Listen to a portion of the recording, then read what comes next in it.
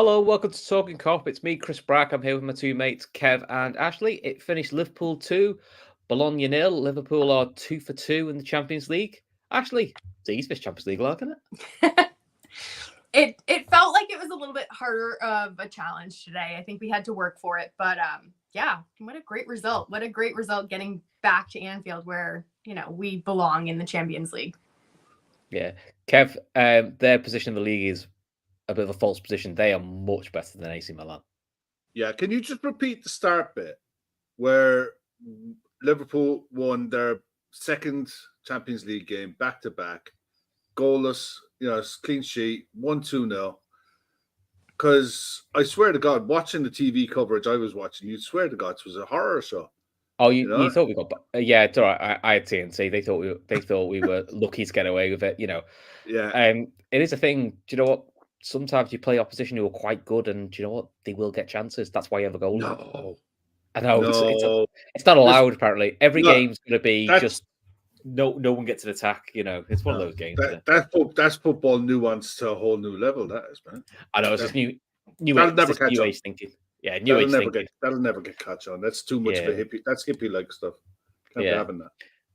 Right, Ashley, while me and Kev carry on sounding like two old men, because we are. So in terms of the lineup, only one change from the weekend, which was Darwin Núñez in for Jota, which is probably no real surprise with Jota's injured out. Were you a little surprised? Perhaps not more changes? Yeah, I was expecting a little bit more rotation. I don't know if we kind of got like a false dawn of rotation with all of the with the full change versus West Ham. I think that was probably just due to the competition more than anything else. I thought maybe, one or two changes more, but I was fine with that. It was a really strong team. When it came out, I felt very confident. What about you guys? Kev, what do you think? I think you and me were both would expect 3 or 4, or is it the theory I had, which is maybe in Slot's mind, he thinks Bologna are stronger than Crystal Palace, and you may see a little bit more rotation against Palace? I honestly did expect 3 or 4 changes. I was surprised that Gakpo didn't start. Wasn't surprised Núñez started. I'll be honest, I expected Curtis Jones to start over Szoboszlai, and nothing to do with Szoboszlai's form or anything like that, but workload, because especially countries' captains, when they go away, are going to play 180 minutes, both of them. Or sorry, all of them. Robertson, Van Dijk, Szoboszlai, any others as well. The vast majority, you can't see Gravenberch not starting 2 games for the Netherlands either. So I expected the changes, but you know what? Fair play to Slot, because he went probably as strong as he could, and he paid all respect to Bologna, and it needed to. It was. I think straight up, it's probably the first game this season where we faced a side that there's been real jeopardy in it. A side that had a go, that were technically very good, that had a plan, that were really good on the ball, and they tested us. And I think that's a good thing. I enjoyed the game. I enjoyed almost all of it. There's stuff there to work on. We knew there was stuff there to work on. This is the start of a new era, so it's not going to be all sunlight and roses in the garden. There's going to be hiccups and problems along the way. There are times when we've played against sides like that where we've messed up a 1-0 lead and we've ended up falling behind by stupid mistakes. So look, we come out of it with a clean sheet, and we come out of it with a 2-0 win, and we go on. It's the start of the Champions League process. Ideally, with this new group format, you want to hopefully have it wrapped up by the time the January fixtures come around. If you can be in that position where you can really heavily rotate in the last 2 fixtures, then that's a good spot to be in. But yeah, this was a tough night and a good night. We needed to have this kind of night, I think. Because we've had pretty much the run of the mill in most of the games we've played. Even the Forest game, we pretty much had the run of it, bar the mistake we made. So it's no harm to get a bit of a wake-up call and say, yeah, you're not the finished product yet, lads. this is the start. I mean, actually, I suppose the one thing they did well, we did a lot of things well, Bologna, but was especially from our like goal kicks where we like to play it short, invite pressure on, which is what we do. We did that. We tried to do that a little bit more with Klopp, but they pressed really high and really bravely, which is what Atalanta did to us in the Europa League, and we got caught out by it. I thought we dealt with that better than we have done before. Listen, it's a bit of a risk and reward. So early on, first 25 minutes, it really fell for us, and then when they get it right, it puts you under immense pressure. But on the whole, I thought chances wise, I thought majority of the saves were saves you'd expect Alisson to make. Yeah, I mean there was one double save. I think one of them went off the post midway through the first half. That I was really happy that Alisson was in goal. But for the first half, I think most of it was saves that I was expecting him to make. And I actually thought we had pretty good control for, I want to say maybe like the first 30 minutes until that kind of flurry of chances that they got right around 30, 35. But I thought we were really speedy off of right out of the get-go. I noticed that a lot of our restarts were really fast. Even whether it was like a goal kick or a throw in or any of those things, everything was just immediately back on the pitch as fast as possible. And our press was very good for the first half. And I think it kind of flipped right when that control kind of flipped at 30 minutes was like their press felt like it was more effective at that point in time. But in terms of the start, like I was very, very pleased with our tempo because we've been pretty slow in the first half. So it was a nice change to see just a bit of eagerness and a bit of, I don't know, just dialing that tempo up slightly from what we've seen the last couple of weeks. Yeah, I mean, in the first 25, actually, the interplay from the attack was really good. I think the only frustration was, and Mo was an absolute enigma a little bit tonight. Is he was just trying to pay a pass. It was a lot of everyone trying to pay the final pass a bit too soon. It was like being a bit over eager. Yeah. It was so close too. Like it just felt like his radar was off by like. Yeah. But then he still finishes with a goal and assist. So it's not the end of the world. But let's talk through the opening goal though. McAllister's first goal in the Champions League. Actually, it's a lovely goal. Excellent work by Darwin. Great ball by Mo, and he can't miss from there, even if he has got no speed according to FIFA. Yeah, I mean, if he hadn't scored it, Diaz was right there behind him to score it, so it was a tap in for either of them. That was one moment where Nunez wasn't selfish, and I thought he was just going to turn and shoot like right at the top of the box, but he passed wide to Salah, and then Salah had that beautiful cross, which it really didn't matter who was there because the pass was what made the goal there.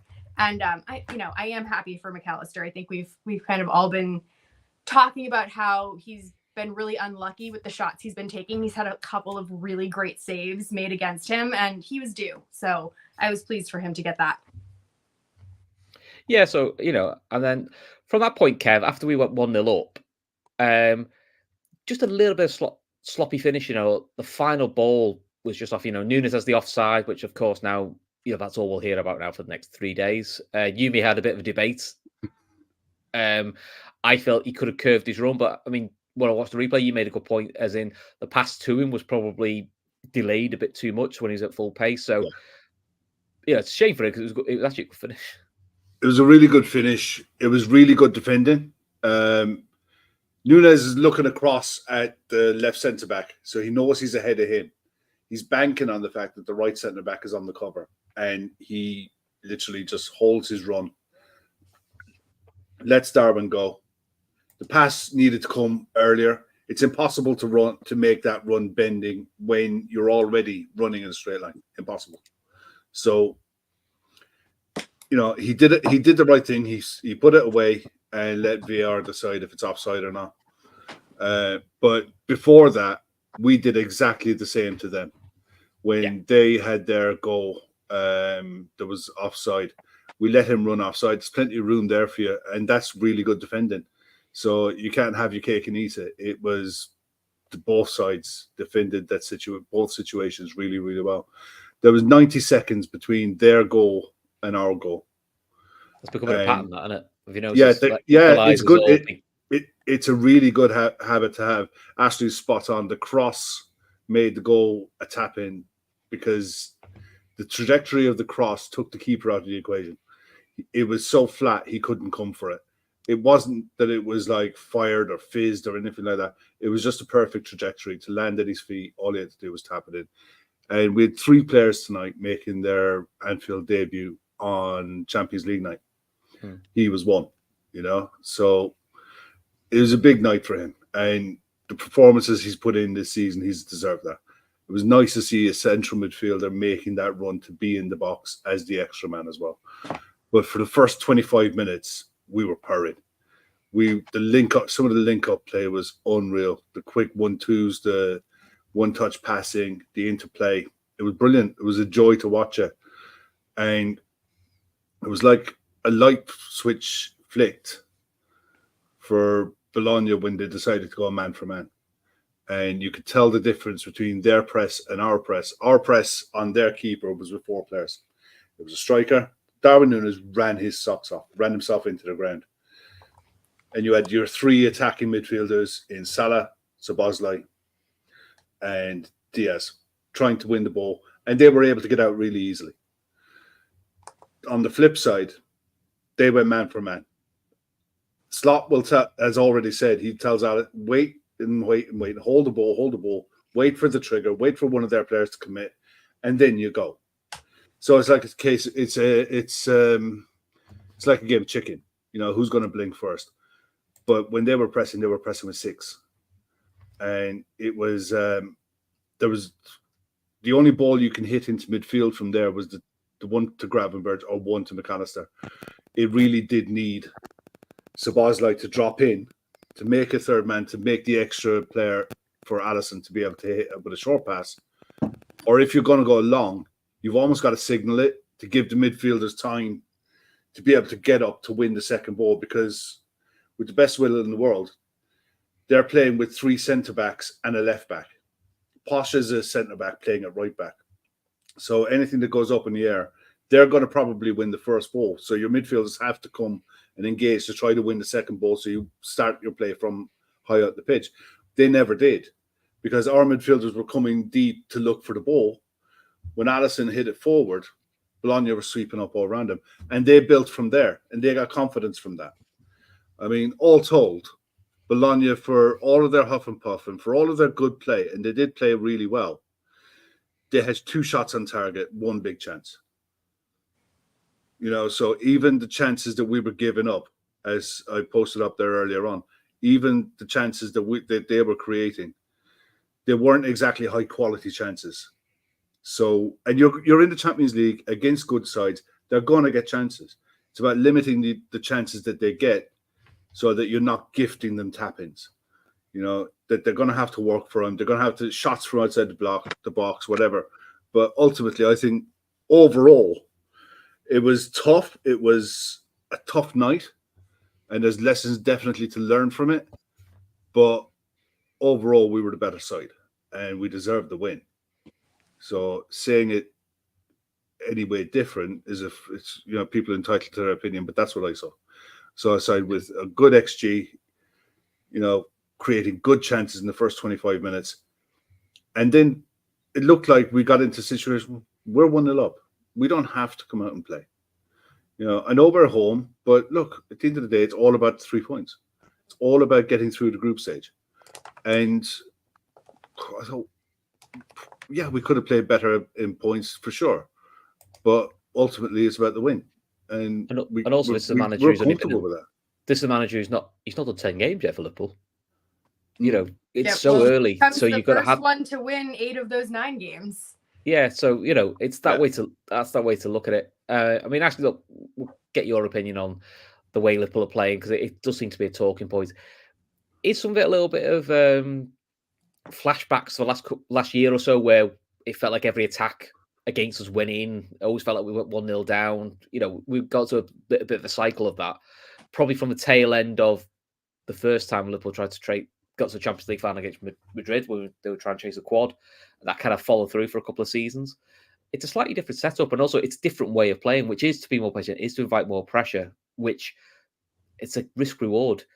But when Liverpool were winning big trophies, there was this thing of, Liverpool get out chances. When you look at them, they're going, yeah, but they're not high quality chances. Or the joke that we always had, which was every chance that was against us was offside, so it didn't matter anyway. Which some of theirs were.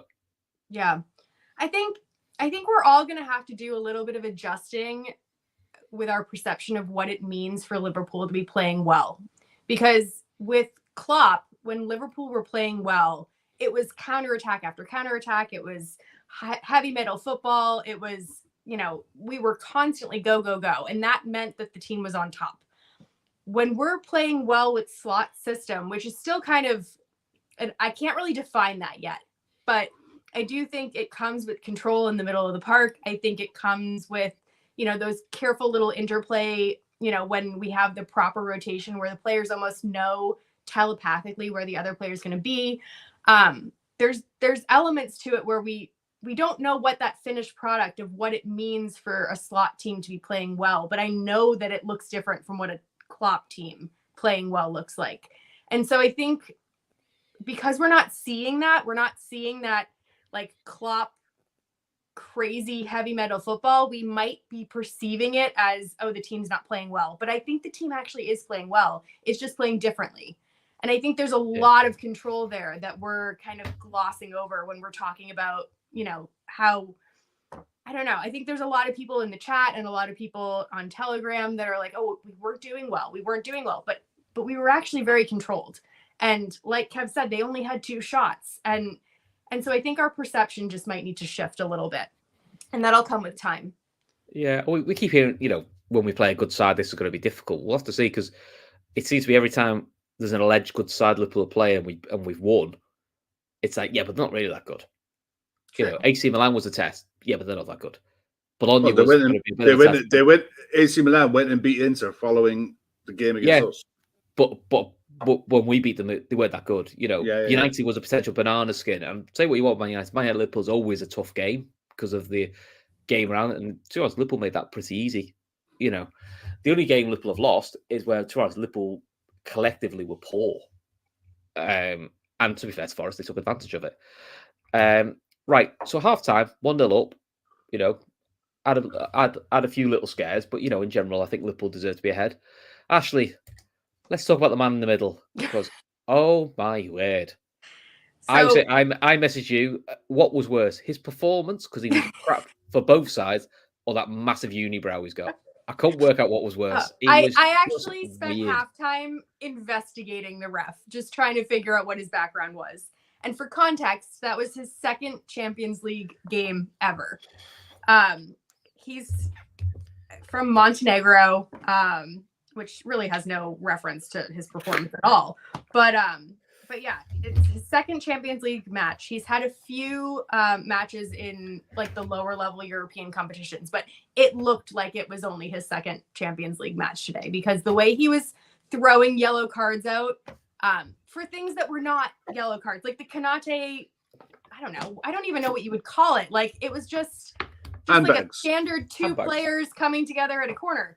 But you can see what Kanate was saying, because it wasn't the first time Liverpool players are saying is excessive holding, which is a thing UEFA have said is a thing they're going to stamp down on, which I'll be honest. It's a thing that you're going to stamp down on for that, but then not for the Van Dijk pulling down at the I don't know. I just think it was something out of nothing. It wasn't worthy of a yellow card. No, it was predicted. I mean, we'll go to the end. Costas gets booked for making a good tackle. Yeah, I mean that's what it was like. He literally was and he was both ways, because there's some free kicks where he got and little pullbacks where he got that he just let go. He was very inconsistent. He was just a bit average, really. Luckily for us, Liverpool made it him a non-event, which is a good thing, because sometimes we have been caught out by those sort of things. Second half, though, underway, no real changes. Again, it was, a little bit more end-to-end. Alisson makes a good save near post, the save you expect him to make, but it's from a dangerous free kick, which goes over everyone.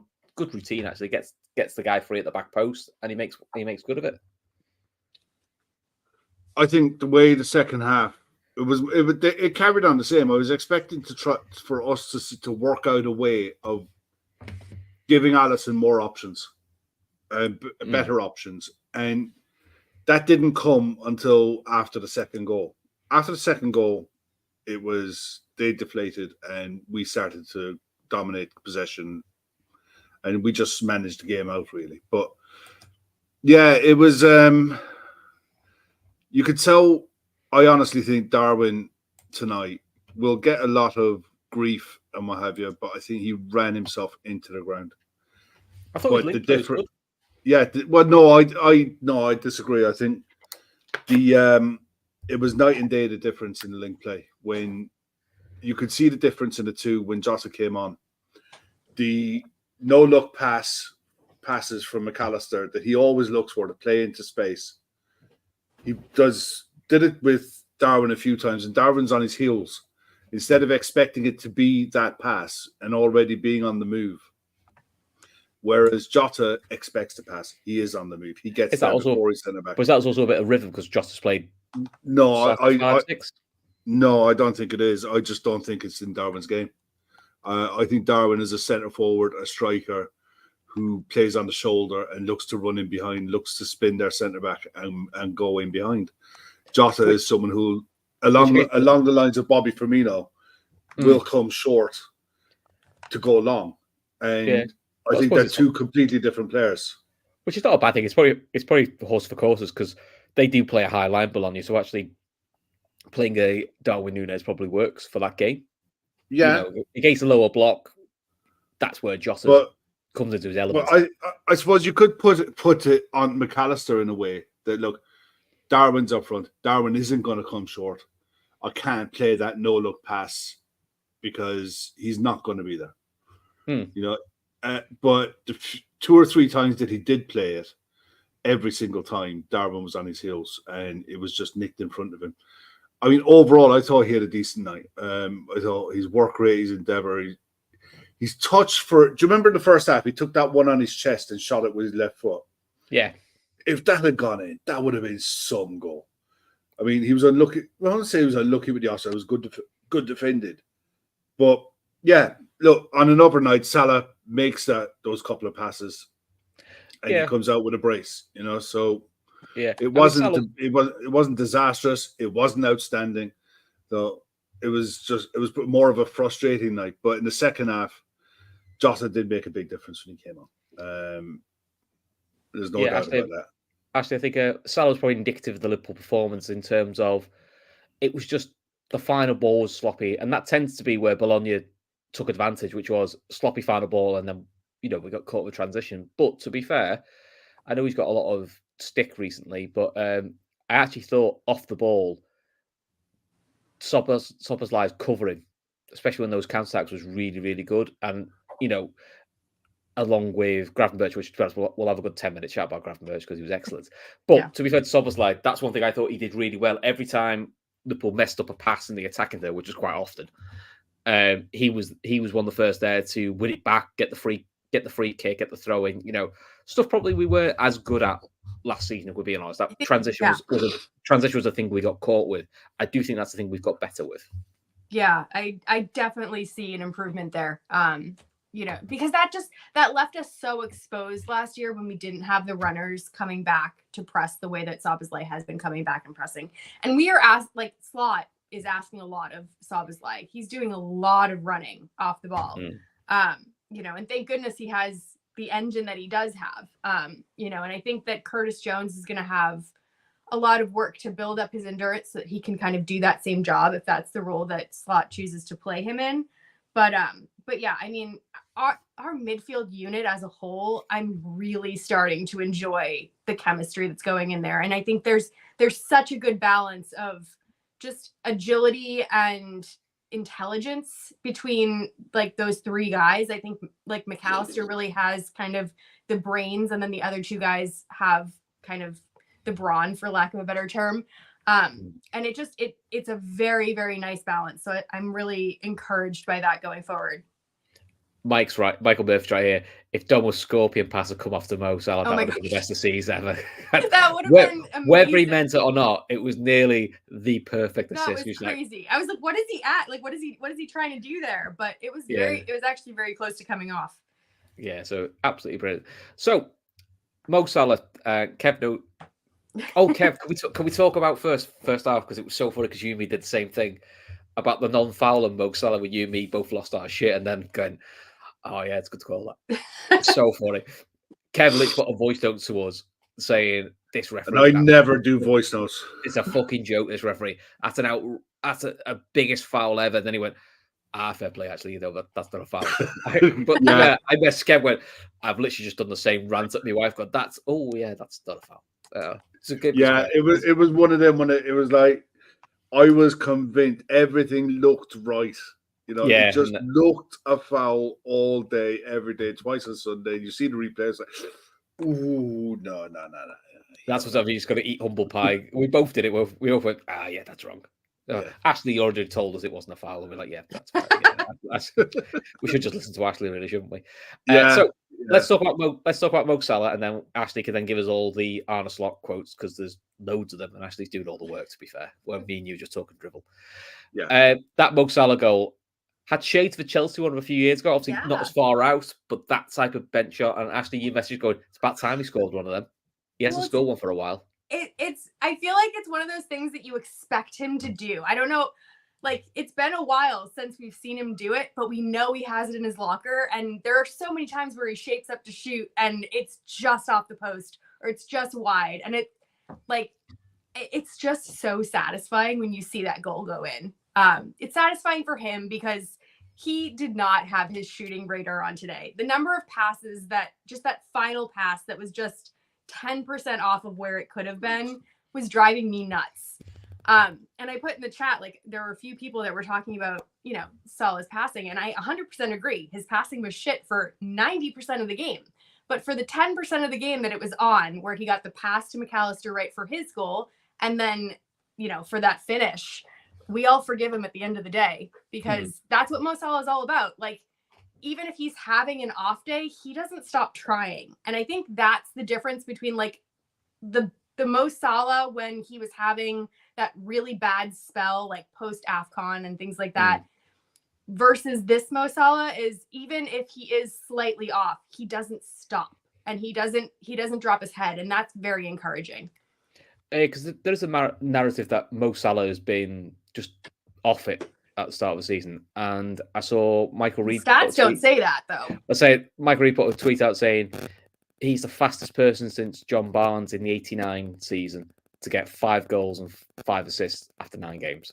That's the last time it was done. So while he's all-round play, there are elements of it that are sloppy, and we would like to see tightened up, and I'm sure that will come. He's still doing the output 9 times out of 10. I mean, stats-wise, that's come out recently about Mo Salah. He's now either scored or assisted in his last 6 Champions League games at Anfield. He's first Liverpool player to do Liverpool history, to score 5 consecutive home Champions League or European Cup goals. No one's done that before. So, and it says Mo Salah is the 3rd player to score 5 consecutive UEFA Champions League home and 5 consecutive Champions League home games for the Premier League side after Thierry Henry, who did 7, and Ruud van Nistelrooy, who did 6 in a row. So and he becomes the all-time African goal scorer in the Champions League after the goal today. He passes Didier Drogba. So those are a lot of records that he broke on a day that he was not playing very well. Yeah, so he just loves breaking records. So it's what he's there for. Yeah. Look, it's just our standards are so high. Like, we know that 10% pass, we know he has it in him to complete those passes. And I think that's why we look at it and we're just like, oh my God, why can't he get that perfect? We know he can get it perfect. It's always the most difficult pass, the final pass. It's the high risk that he's prepared to gamble and try to make the pass. And most of the time, it won't come off, because if it did come off all the time, games would be 8, 9, 10 every week. They're not. Football's a low-scoring game. And it's a game that is literally mistakes is where goals are scored from. And to be fair, from a Bologna point of view, I don't think there's much they can do about any of them, because for Salah's goal, the run from Trent makes the space, because their winger was tracking Mo, then Trent made the overlap. He went with Trent, freed up the space. He took the extra touch, whipped it into the corner.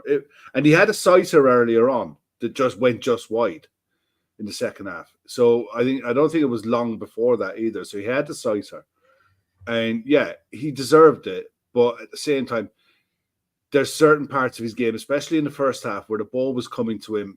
There was one time where he was horsed on the ground, but the other time he stood on the left back's foot, and I swear to God, he did it intentionally to get away from him because he was right on him all day. I swear to God, he just felt him. He's like, your foot is right about there, and he got away. As I and in fairness, bit of Sunday League tactics. You can't. Well, yeah.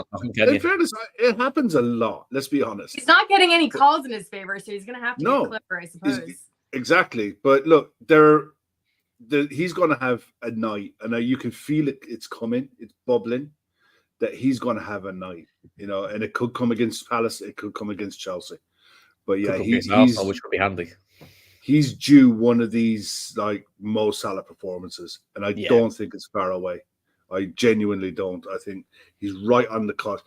And look, he's still. I mean, they'll talk about Foden and they'll talk about Palmer and they talk about Saka. Mo Salah is the standard. He's still the standard. This is his 8th season at Liverpool, and he's the level that players have to try to get to because there's no signs of him slowing up. 5 and 5, 5 goals, 5 assists, 9 games. He looks more of a selfless player than he ever has been. He looks like he really wants to get others involved and bring others into play and help create more chances for other people. Whereas before, it wasn't in his makeup. It was all goals, goals, goals. But now he's evolving that bit more. Yeah, he could have done better in certain aspects tonight, but yeah, he'll never stop taking those risks and trying to play those really difficult eye-to-needle passes. And most of the time it won't come off, but the odd couple of times in the game it will. And it gives the best thing about it is the chances that he's trying to create give really high-quality chances. You might not get a goal from him, but the chances that he's creating are high-end. So more often than not, with the forwards that we have available, we will score plenty of goals off him. But look, is what it is. That's just my take on Salah at the minute. Cool. So before we go into Ashley reading all the quotes that she saved for us, let's not forget our 2 charity partners, which is the Lighthouse Cafe in Dublin, which helps feed the homeless, and especially as it's getting colder, all that help is needed. And in Liverpool, fan supporting food banks, you've seen them. They're outside Anfield, they're outside Goodison, they're outside St Helens Ground for the women's game as well. So our aim is to get to €10,000 and €5,000 for each one. So if you can give, please give. If you can't, all the details are in the description below. Just share them in WhatsApp groups, social media. Please, Kev is getting grumpier by the day because you're not sharing it. And he's sending me voice notes. He's learned the voice note routine now. It's really irritating. So if he could just start sharing just to save me getting abuse from Kev, that would be great. Cool. Right. It's now the Ashley section now because this is where she takes over now and takes credit for all the hard work, to be fair. I'm back in about 10 minutes. Yeah, no worries then. Take it away, Ashley. This is why right. Allison came on in the post-match. He spoke really well. He talked about Salah. He said, he's a player that helps us a lot. Sometimes it looks like he's not in the game, and then he puts the ball in the top corner, which is basically like what we were just saying. So a couple little facts. Arne Slot becomes the first manager of Liverpool to win 8 of his 9 opening games, which is fantastic.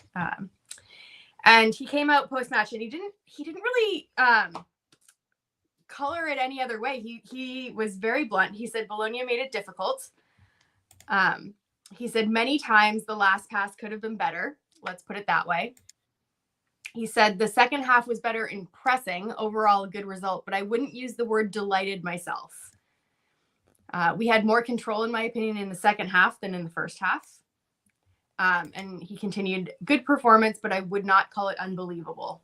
So I think there were a lot of people that were pushing him for quotes, but he was very honest. He's not fluffing the team, which I appreciate. And then on the flip side, Vincenzo, I don't know how you pronounce that, Italiano. It's a great name, by the way. It's the best Italian name ever for a Vincenzo Italiano. It's brilliant. he came back and talked about Liverpool. He said, we will probably regret the fact that we didn't score because we created a few clear-cut something because Chris just changed it. That was me.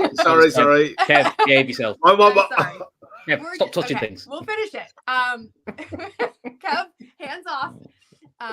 We will start again. He said, we will probably regret the fact that we didn't score because we created a few clear-cut chances on some occasions. I hope this is a launch pad for us. Kev, I was so excited to take that off halfway through again. Too. I can't read it super speed, unfortunately. I wish I had these memorized, but I am kind of going on the fly. I'm not that good. This wife is the mature one of those three, isn't it? Gosh. Right. So let's start with the fun. Let's start with the really fun bit then. Because Ant Torango brings it up perfectly. Gravenberch is consistent though so far. Let's be honest. Ashley, I'll stick with you. He's been brilliant. And we all panicked about six. His own segment every week. It's incredible. It is becoming like it's still going to be who's going to man the match, but you can't say Gravenberch. He's getting to that level at the moment, which is lovely to see. Don't get me wrong. I think we all agree we still should have had brought another midfielder in, just even for another option. But the job of the six, he's doing it his way, and he's doing it well. Yeah. I mean, I think, like, in hindsight, there are definitely things that Gravenberch doesn't do that I think someone like a Zubimendi would have done. But in terms of highlighting Gravenberch's strengths and getting a midfield to play to those strengths, Slot has done a fantastic job. Like, I just love these kind of like runs that he's doing through midfield where it's almost impossible to get the ball off of him. And he did it a few times today, and it's amazing how press resistant he is. And I think you saw that today with their high press, just how press resistant Gravenberch is. And again, I'm really loving the chemistry between those three guys in midfield. I didn't expect it to work as well as it has worked. And I don't know about you guys, but like, I've been surprised. I mean, he's been like the shining star of this first era of Slot's Liverpool. And I think that that's something that he should be commended for. I mean, Kev, I think I messaged you in the first half. He's got that genie body swerve down to a T. Oh, there's a bit of hint of T in that little body swerve. That's where his athleticism is brilliant, because he does a little body swerve that he can inject it forward. What's someone asking, is he playing as a 6 or is he playing as a deep line 8? I think he's still playing as a 6, but he could do what Fabinho could do, which is Fabinho never just sat. The word occasion was Fabinho would hunt the ball, but the way the structure is now, in my opinion, is when he does hunt for it, a McAllister or a Szoboszlai are using the maturity of, well, we'll fill in and cover. So there's always someone, which to be honest, at times last year, it was all go forward and good luck, Endo. Yeah, look, I mean, the body swerve that he did in the first half where he sent your man for the post, it was outstanding. And he was always a quality footballer. The gamble always is, can he learn a new position? Because if he can, then he's an attacking midfielder who can play it as a 6. You look at what Rodri does for Man City now. Look, he's 22 years of age. He's got a long way to go. Look at what Declan Rice does for Arsenal, where, yeah, you can sit in, you can be that linchpin, you can break up play, you can win your tackles, you can set attacks off, but you can join in as well. He's got that in his locker, that he can get forward, he can go on an overlap, and he's got the quality of and vision in a final pass up there with anyone. You know, there's a reason why he was drafted into the Ajax team so young. You know, that he's an obvious talent. He's got the physical attributes of a Patrick Vieira. You know, he's 6'3". He's got a really good burst of pace as well. But the hope was, does he have the football IQ, the football intelligence to read the game in front of him and have the confidence to be able to take the ball in tight positions and play the right pass, make the right decision? That comes with experience. But so far, he's been outstanding this season. He really, really has. And it helps having a calming influence of Alexis McAllister next to him that has been there, seen it, done it, even at his age of what's McAllister, 26? He's a World Cup winner. He's seriously experienced. He's a key player for Argentina, and he's become a key player for us because there's enough snide about him. He's willing to put his foot in when it needs to go in. He's no problem making a tactical foul when it needs it, but he's really good on the ball as well. And to top it off, you got Szoboszlai. So the blend and the mix, it really should work. They're different, but not too different that they're separate and play as individuals. They all complement each other really well, and it's a joy to watch him grow. And the hope is, and I think the club will probably look to maybe reward him towards the end of the season with a good contract extension, because there's going to be an awful lot of people looking at him. He's a serious player. I guarantee you this: the Netherlands aren't going to be missing Frankie de Jong as much as what they thought they would. Which is a compliment to how well he's played, because Frankie de Jong's an excellent player. Yeah, seriously. Yeah. I think a lot of credit goes to Slot and Pep for pushing for him so hard. Because I think toward the end of last year, like when we signed him, I think a lot of us were kind of questioning, like, why? Because we didn't really see a ton of him. We didn't see him used to this potential. And I think both Klopp and Pep Linders saw, like, maybe not this specific iteration of Ryan Gravenberch, but they saw his football intelligence, and they knew from his history at Ajax and probably from the Dutch system that he was probably this level. And we didn't see it last year because he just didn't have that chance to find a position. But I do think they pushed really hard for him, and he was up there, I believe, with who was it, Tchouaméni, and I think probably Jude Bellingham. He was on their list of like game changers, and that was something that Pep Linders always said in his press conferences, that Liverpool wanted to spend on youth and game changers. And Gravenberch was one of those game changers that they had on a list. And it's very, very interesting to see that come to fruition now. And he really, truly is exactly what it says on the tin. He's been a game changer. Yeah, very, very, very true. Right, Ashley, I'll stick with you. This is your favourite part of the show. Man of the match, honourable mention, could do better. Okay. I need Kev needs more thinking times. We can't. You know what? I'm going to give Kev an easy tap in because I think I've probably said one player who we just spoke about several times. I'm going to give the man of the match to Szoboszlai just for a change of pace. I think that he did a lot of running off the ball. I think the obvious answer is, our other midfielder, but I'm going to give Szoboszlai some credit there. I thought our defensive pairing was very good. As that's not one person, but as an honorable mention, I'm going to give our defensive pairing, especially with the two kind of stupid yellow cards that they had to play on for the entirety of the game. So I think they deserve a mention. Could do better. I know that we talked about Nunes doing well, but I still think that he is better than what he's performing at. And I think that little things like him being offside is going to come back to bite him in the media. And I don't want to be another person that piles that on him, but he doesn't need to be offside. He is so fast. He will beat people in a sprint 9 times out of 10, unless it's like Mickey van der Ven. I think he's going to win. So I think that if he could just hold that run ever so slightly, he would get into so many more positions. And he's one of those players, kind of like Salah, where we know that he can do better. And I think that's why we're all being hard on him. Because I know that he can do better. So those will be my 3.5. Cool. Yeah. Kev, what's yours? Look, I'll give the man of the match to Alexis McAllister.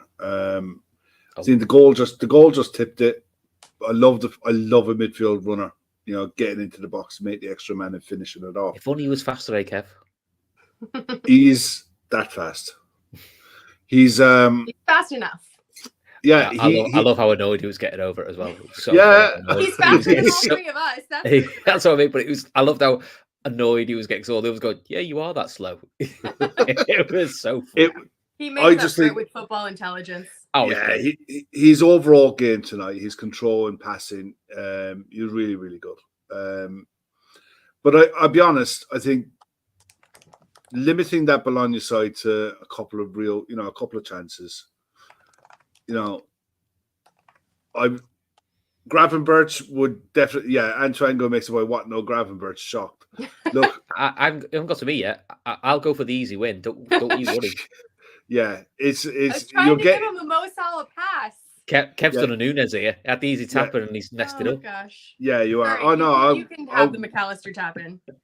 I like McAllister for man of the match for sure. Honourable mention. I thought Virgil was really good. I thought Virgil, Konate, and Robertson managed their bookings really, really well.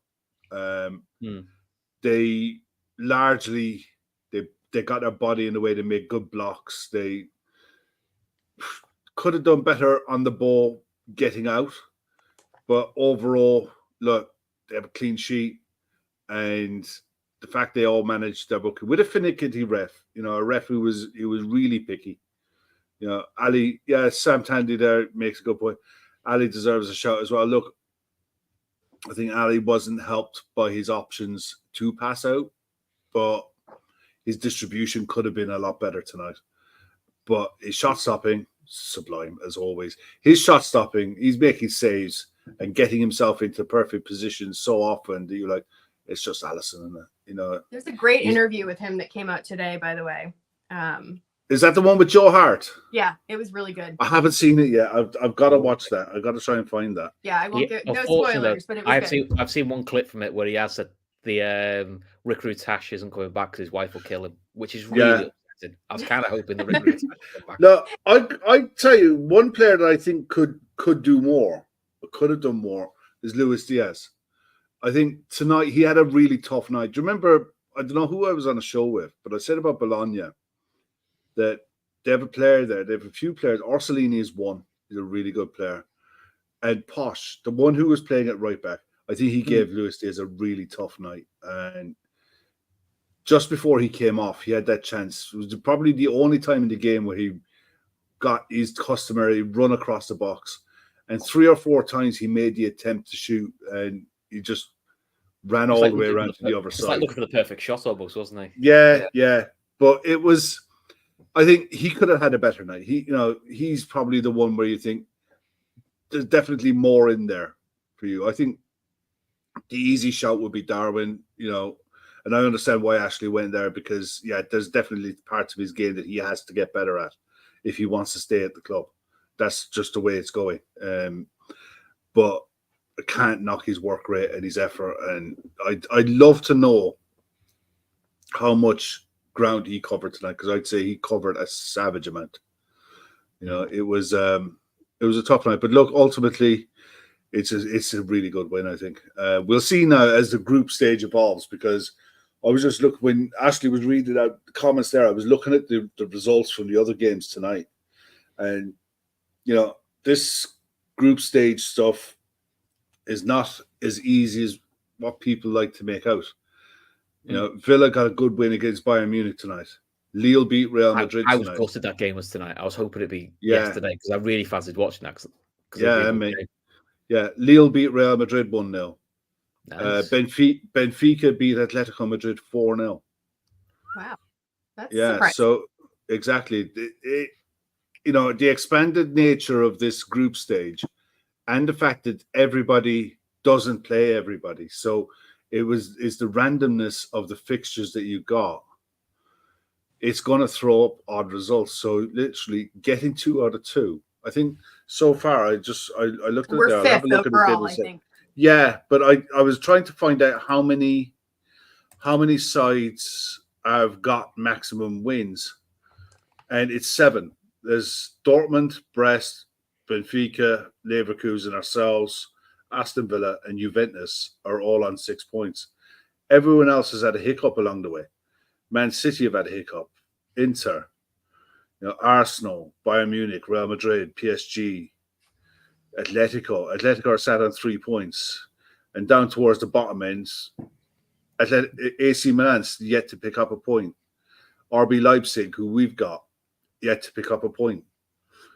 So it's not all as easy as people like to think a group stage usually is. So take the wins and take the props to go with it, because they're not going to be easy to come across. Paul, I think that top 8 is going to be harder than people think it's going to be to get into. I think it's going to require more points than we initially thought. Yeah. I'm still thinking if you get 15. I think 16 does it. 16, I think, 15, 16, you get top 8. Yeah. So I think 16 does it. 16 does it. That's five wins and a draw. 2 losses. I think 16. So if you look at it from what we've got left to do in our remaining 6 games, we need 3 wins and a draw.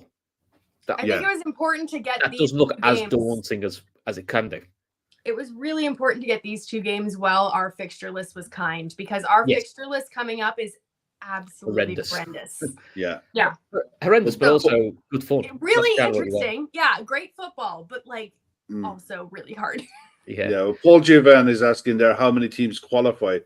The way it works, the top 8 qualify as a right straight through to the knockouts.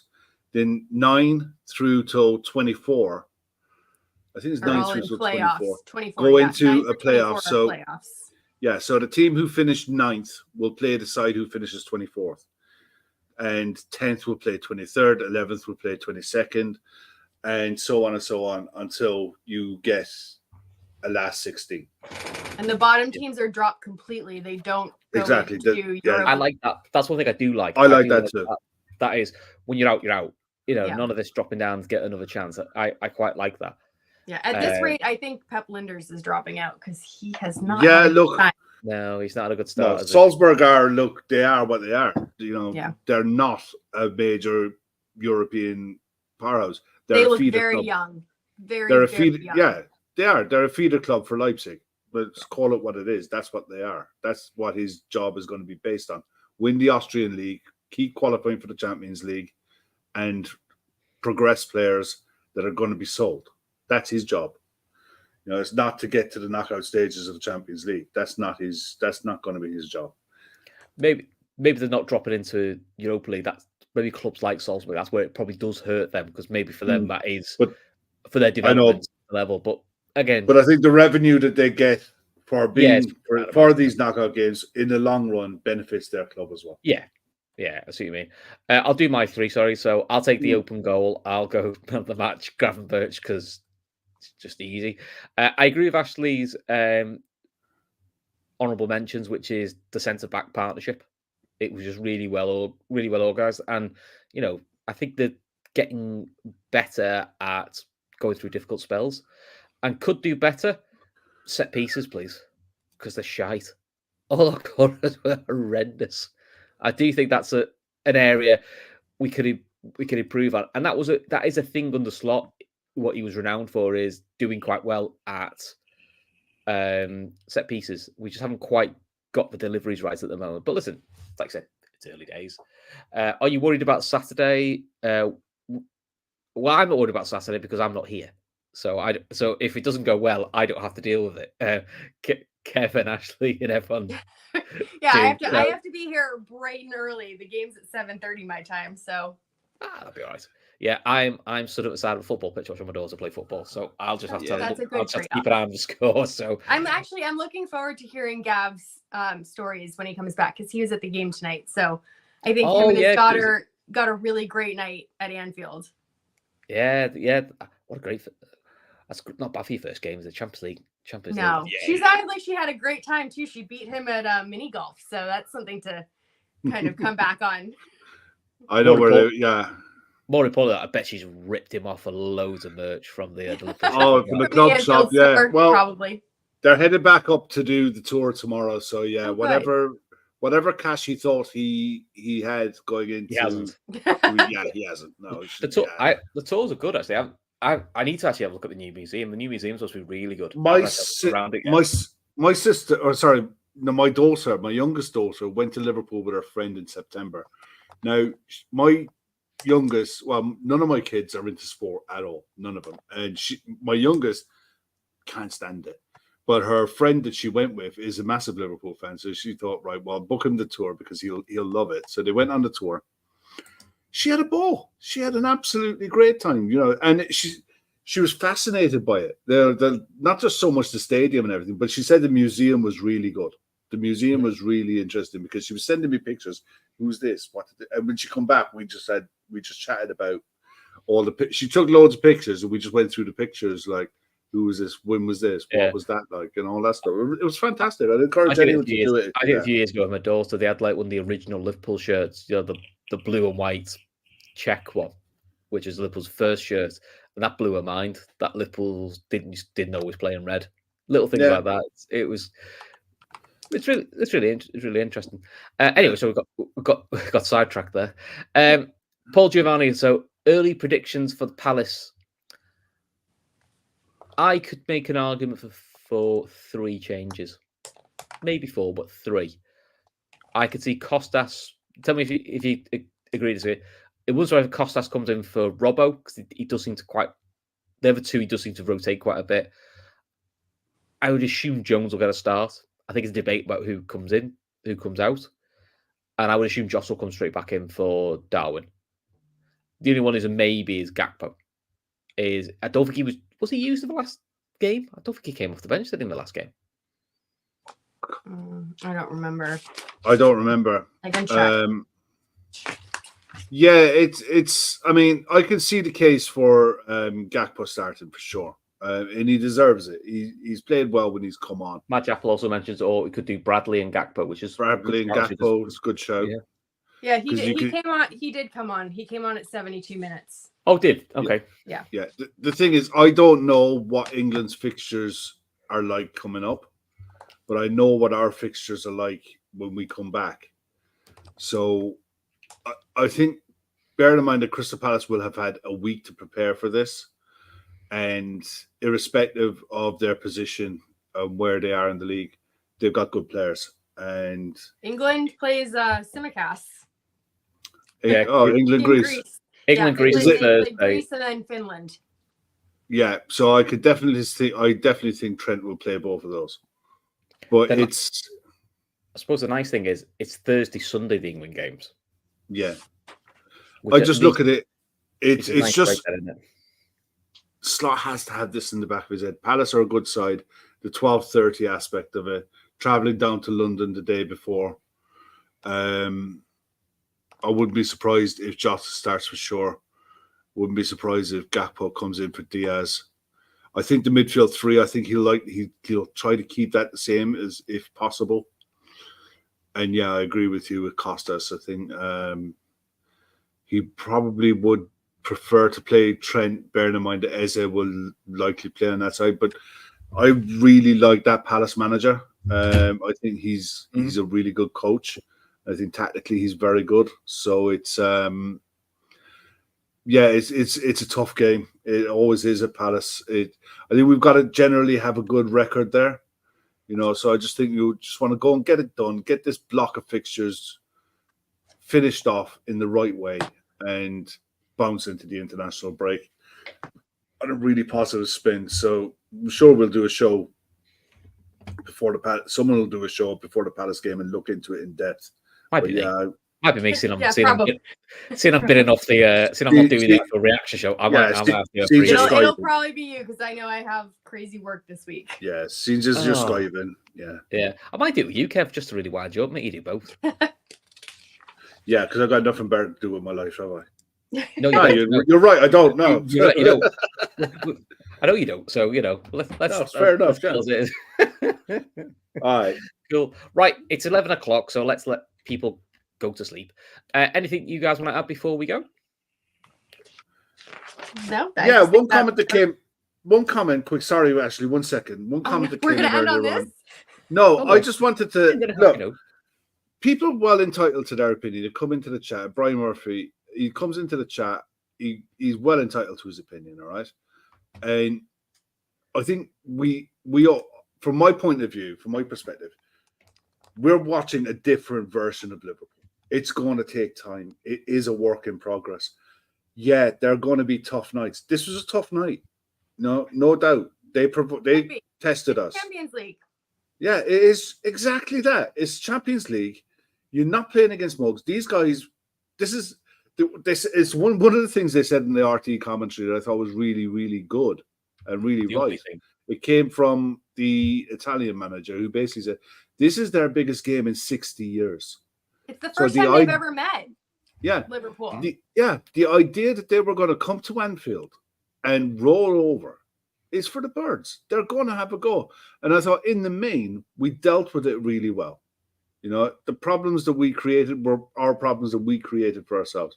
But yeah, just take a step back and enjoy it for what it is. This is not the finished article. It's a starting point. It's a start. And it's going to get better. No doubt in my mind it's going to get better. We're seeing improvements all the time. We've seen it with Gravenberch especially. You get that kind of level of improvement from 2 or 3 others, then my God, the world's your oyster. But at the minute, it's results, keeping everyone fit, and just move on to the next game and enjoy it for what it is. Yeah. But also, I think you made a good point there. I mean, and I don't think any of us. It happens occasionally. You see how surprised you deserve credit. But no, like I think that we all kind of have to pace ourselves and keep in mind that this is the beginning. This is the beginning of something. And I don't think any of us are putting our heads in the sand and saying that we don't see issues. Like, I think that's what maybe like some people think. They think that we're just like shouting from the rooftops that everything's fantastic. There are issues. There are things that we're going to grow and work on. And there are things that can definitely get better. But it's a process. And I think in terms of the beginning of a process, it's going a hell of a lot better than I thought it was going to go. Like, I was really worried about this transition. And in terms of transitions, this is about as good as it could have gone. So like, let's just be happy with where the team is at and we don't have to beat them with a stick. Like, there are things that are going to improve. And that'll just take time. Yeah. I mean, Kev, you and me had a conversation early on. So if you looked at the opening fixtures in the league up to where we are, we said, how many points would you like from that? And I think I said to you, realistically, probably 16 is doable, but I'll be happy around that. We're on 15, and that is literally top of the league. It's amazing. Yeah. I expected us to beat Forest, but I thought we'd draw one of the away games. That's literally what I thought would happen. I thought it'd be Old Trafford away because it's always a bit of a funny fixture. So, and I still think, look, I think there's still going to be games where we'll lose a game or two because it's still new and it's football. You can't win every game. Sometimes you will just have a Forest game. They do happen, which we're seeing for other sides. I'd rather have our issues than City's. Yeah, there is also that. I think everyone would rather that, to be honest. Yeah, but never mind. Right, on that happy note, shall we go home? Kev, can you stop touching? Yeah, otherwise I'm not touching that. We'll end up going live There's again. Nothing left for me to read. Thank you. 2 hands on my copy. Good. Anyway, listen, like, subscribe, all that good stuff. Hit the bell icon so you can find out when our next show is out. Because we're bound to have a preview show for Palace, and then Kevin Ashley will definitely be back on Saturday, where they're hopefully going to talk about another Liverpool win. Till then, take care. See ya.